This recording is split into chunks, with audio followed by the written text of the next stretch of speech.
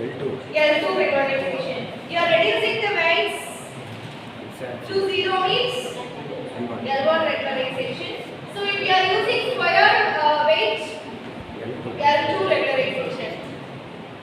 Normal weight means direct absolute value of weight means L1 regularization. Okay, fine. The second one is dropout. What is the concept of dropout? Which is very simple. Dropping out the neurons in the different layers. Either we can able to drop out in input layer and also in the hidden layer. Can we drop out any of the neurons in the output layer? I need your answer. Can we drop out any neurons in input and in the output layer? No. Right? We can able to drop out any input and the hidden layers only. Right? So from the input and hidden layers only we are doing the computation part. Right? Output is what we are getting. Am I right? So dropouts can be applied to input and the hidden layers. By eliminating the neurons in the input and hidden layers, we can able to reduce the overfitting problem. Third one is data augmentation. What is the online definition for data augmentation? Increase the size of the training unit. So you have, for example, you have 20 sample images to train the model. Means increase the size. Make it as 40, make it as 80, so that more accurate prediction can be made on the test side. Increase the size of the training set. Right? That is data augmentation. What is the fourth one? Fourth one is early stopping. What is the concept of early stopping? So in the overfitting problem, training error will reduce. Training means whatever you know the data, you know the image means you will predict it. Listen, you are giving the image to our model. That image belongs to the training set itself means already the model knows about the image, right? So it produces better results. But if you are giving a new image, it is producing bad results. That is the problem of overfitting, right? So when the test error arises, so at the time, so whenever the validation set produces bad results, at the time we have to stop the training. That is early stopping of training. Okay, right? So that is the concept of early stopping. So 4 discussed. Now we are going to see batch normalization. It is also a kind of technique which is used for eliminating the. Later you can take listen here. It is also used for avoiding the overfitting problem. Okay. So normally you can split the term batch normalization. Batch means you have batch means for a set of people we call it as batch, right? So likewise, set of input data here we are calling it as batch. Okay. For that input data, we are going to do some kind of pre-processing. Okay, we are going to do some kind of pre-processing. You know the meaning of pre-processing, right? So for example, listen, later you can take. So pre-processing commonly will be, we are doing many projects, right? We are going to import some kind of data set into a project, okay? So basically pre-processing needed, what will you do? For example, I want you to analyze the thing, okay? Analyze number of students registered for an event, okay? Fine. I have a set of questions, 10 set of questions. I want you to analyze using some algorithm, okay? So I am giving you Excel input, okay? That is nothing but our data set, right? So what is the need of pre-processing here?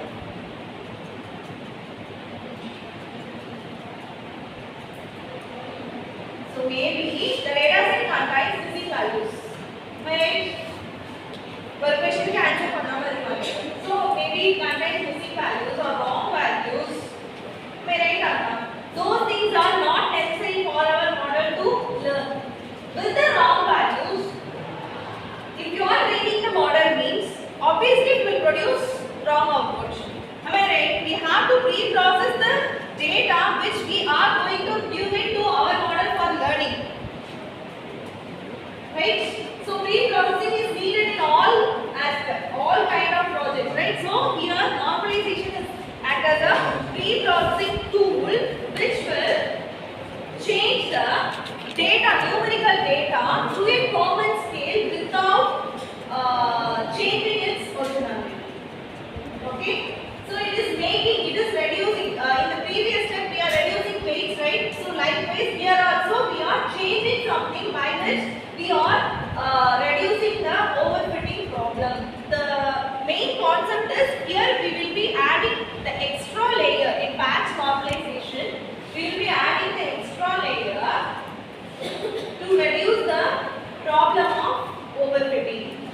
Right? Before that, the data given to the layer, the input given to the particular layer should be pre-processed one. Right? So here, two steps are needed for applying batch normalization. Normalization of input. Second one is rescaling and offsetting. We will see this elaborately. First listen here. This is our particular complex neural network architecture which consists of many layers in between. This is input layer. This is output layer. In between we have many hidden layers, right? So whenever you are giving input, you are starting from the input. The computation part is input into output is equal to summation of input into its associated weights. So we will be calculating. This is considered as H1. This is our input. Okay, input layer. So H1 is equal to, this is activation function. You have to apply activation function at the end, right? After computing the output, right? So this is intermediate output. Let us consider A1. Okay. So A1 intermediate output is equal to X input into associated weight. Right? Apply the activation function for intermediate output. So that one day you can able to get output of H1. Am I right? Are you clear? Let me repeat. Normal process only. Starting from the input layer. This is our input layer, right? So this is our input layer. This is H1, hidden layer 1. These are hidden layer 2, hidden layer 3, hidden layer 4, hidden layer 5. Okay? This is what? Output layer. Okay? So here, in order to compute the output of hidden layer, what will you do? In order to compute the output of hidden layer, you have to take the input X1 and its associated weight. Am I right? Then apply the activation function. That is what given here. Listen, the input X1 and its associated weight. So this is our intermediate output. So in this intermediate output, we have to apply the activation function. Here we have applied sigmoid activation function. Consider bias is equal to 0. Okay? Got it or not? Ax plus b is bias. Consider x as input. This one is for linearity rate. Consider y is equal to 0. This one is weight into input. We are calling this as intermediate output. Apply the activation function based on the problem statement. We can able to apply the activation function. Many activation functions available in neural network. Here, consider activation function is sigmoid. So sigma of W1 into X, which will produce the output for hidden layer 1. If you need the output of hidden layer 1 will be given as input to H2 be louder. H2. So when you compute H2, sigma of W2 into H1, our input now is whether X or H1. Previous layer output will be the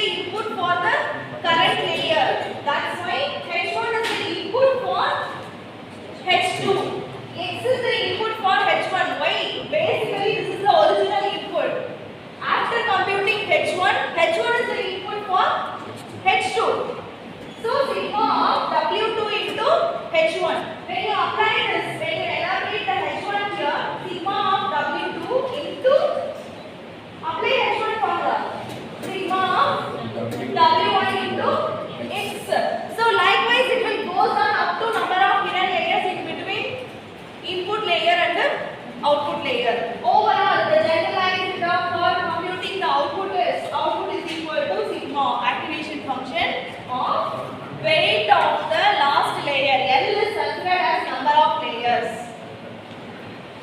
Weight of the last layer into L minus 1. HL minus 1. What is the meaning of L minus 1? So previous layers output will be taken as input, right? So input is equal to hidden layer in L minus 1 the hidden layer. Got it? You will get the output, right? So this is a normal functionality. Here you have to add the extra layer in between each and every adjacent layers. By adding this extra layers, batch normalization process occurs. We are reducing the overfitting problem, right? So how we are reducing means it is a two-step process. First one is starting itself we have to normalize the input, normalization of input. Then at the later stages you have to rescale and offset the values, rescaling and offsetting. Now we are going to see this elaborately. Take this fast. So batch normalization is another kind of technique to reduce the overfitting problem. Listen here, later you can take. What are the two steps involved in batch normalization? First one is normalization of the input. Normalization of the input. Input in the sense is that not only the X value. H1 value is the input for H2. H2 value is the input for H3. Likewise, each layer's output will be given as input to the next layer. So the term input is the centralized one here. Normalization of the input. Okay, normalization of input. Second step is rescaling and offsetting after normalization. Okay, this is the process of batch normalization. First thing is, what we are going to do is, we are going to normalize the input in the sense we are going to change the data or transform the given input data. Transform the data to have mean is equal to 0 and standard deviation is equal to 1. Okay, to make the thing is we have to make the input data so that the mean of all input values will become 0 and standard deviation of input values will become 1. Got it? So that is the first thing. Okay, make changes in the input data to achieve mean is equal to 0 and standard deviation is equal to 1. Okay, so consider, for example, here consider a hidden layer H. Okay, consider hidden layer H. Hi is the random layer we are going to take. Okay, so for this random layer we are going to normalize the input layer. Okay, first thing is mean, calculating mean. Mu is equal to 1 divided by m, summation of all. So what is the formula for mean? Number of total divided by values, total values divided by number of values. Suppose you have 5 marks in the sense total 15 divided by 5 subjects. So 5 divided by 5, this is what we will do for mean, right? So here also summation of the values in the entry then unit divided by total number of neurons in the hidden layer. Okay, m is the number of neurons, h is the values, summation of all the values, divided by number of neurons. So first mean calculation, first point in normalization. Second point is standard deviation. Standard deviation formula is summation of the hidden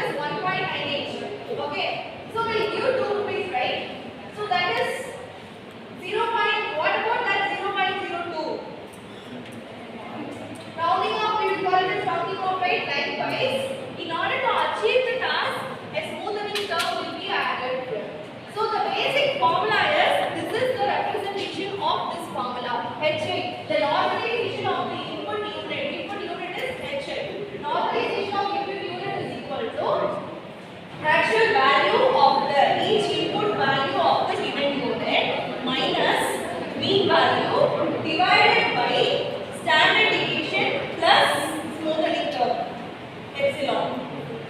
Okay, this is the formula for normalizing the input unit. You will be having problem. We'll solve using the steps.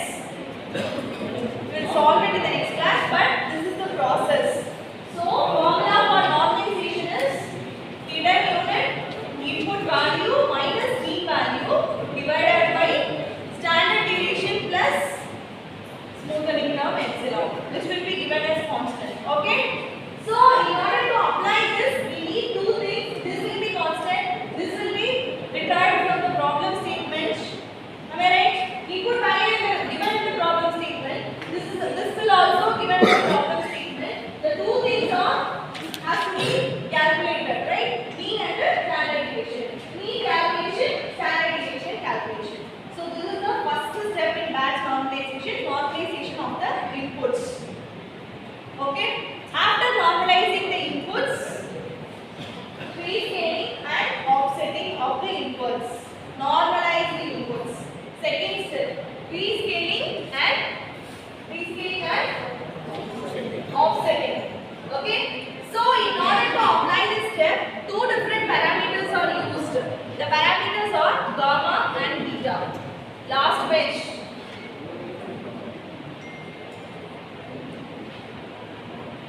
Two components parameters are gamma and beta, which will be added to the normalization output. Normalization output here.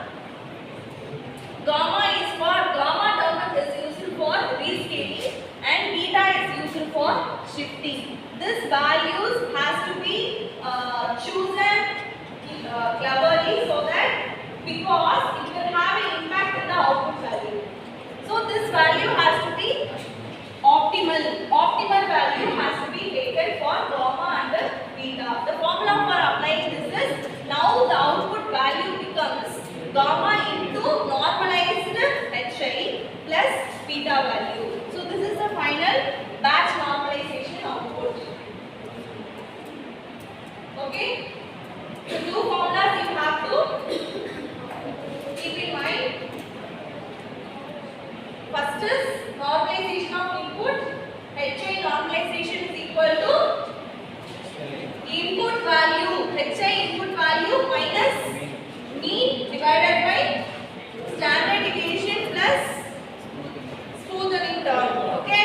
Next, after normalization, next process is prescaling and offsetting. Two parameters are used here, gamma and beta, which are optimal values, which will be given in the problem statement. Don't worry. Here, the output can be obtained by gamma into normalized input plus beta. Got it? Clear? This is the what are the two steps in a batch normalization? Again and again I am asking you. First one is normalization of input. Yes. Prescaling and offsetting. Right? So what is the need of batch normalization? Why do we need batch normalization? So normally we are going to get our target. Get our target in the sense we are going to solve the problem, right? So that is why we are going to create a model. To solve that problem, we will be giving training to our model. So during the training, the weights and biases will be updated frequently. Based on that updation in the weights and biases, a particular error will occur. We will call this as internal covariate shift. So in order to avoid these kind of things, in order to avoid overfitting, in order to avoid internal covariate shift. What is meant by internal covariate shift in the sense? The updation, frequent updation of weights and biases in the model during the training phase. Okay, so that is internal covariate shift. In order to avoid this kind of problems, batch normalization is used. Okay, main advantages of batch normalization are we can able to speed up the learning. Learning in the sense the training phase. The model will be learning, right? So the training phase, learning phase can be speeded up. and we can able to get a generalized, regularized model. Generalized model in the sense for any kind of output it should provide, any kind of input it should produce output. Generalized model we can able to provide. Then even the learning rate is higher, we can able to create neural network structure. Okay, so these are the three main advantages of batch normalization. Okay, I will recall batch normalization is used for answer from you. I need answer from you. Used for reducing overfitting problem. The core idea is adding extra layer in between the hidden layers. Okay. What are the two steps in the process? Normalization of input, rescaling and offsetting. For normalization, normalize is equal to input value minus mean divided by standard deviation plus smoothing term. Next, second step, voids. Output is equal to gamma is the rescaling factor, gamma into normalized input plus beta. Beta is for shifting. Right? This is a two-step process. Main advantages are speed up the learning phase. Second one is general